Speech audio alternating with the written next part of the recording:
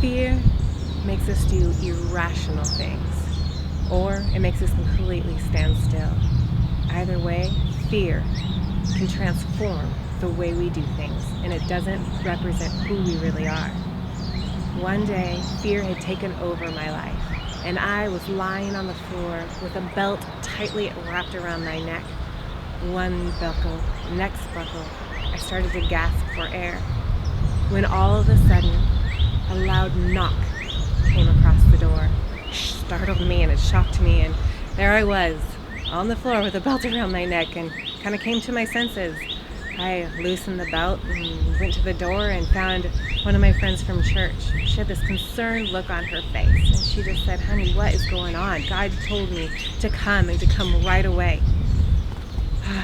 I went to the couch, slumped into the couch, and just knew that God had saved me. God had sent part of his body to come and say, "This is more. Fear should not overtake you."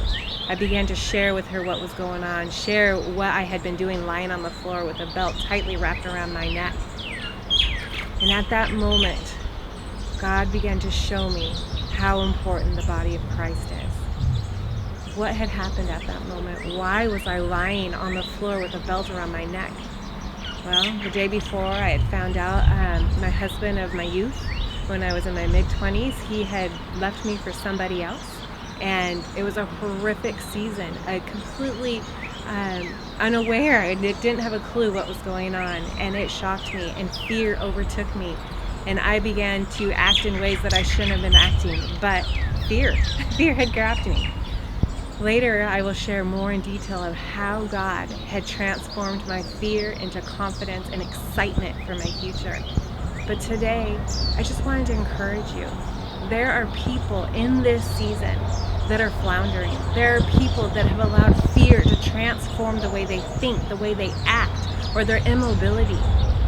And yet today, God says in Galatians 6:2 that we are called to carry one another's burdens. How that looks will be different for every person. But you and I are called to reach out, to love on people in this season, those that know the Lord and those that don't, because fear may have completely overtaken their life, and they may be making choices that could affect them or ruin them. If my friend who knew the Lord hadn't been obedient to the Lord, I don't know if I would be here today. I don't know if I would have 4 children and an amazing husband. But I do, because my friend had listened and she was obedient when the Lord said go. So if the Lord is prompting your heart and speaking to you to encourage and transform somebody's life and just reach out, please do so. Don't let a day go by. Don't let a moment go by. Be obedient.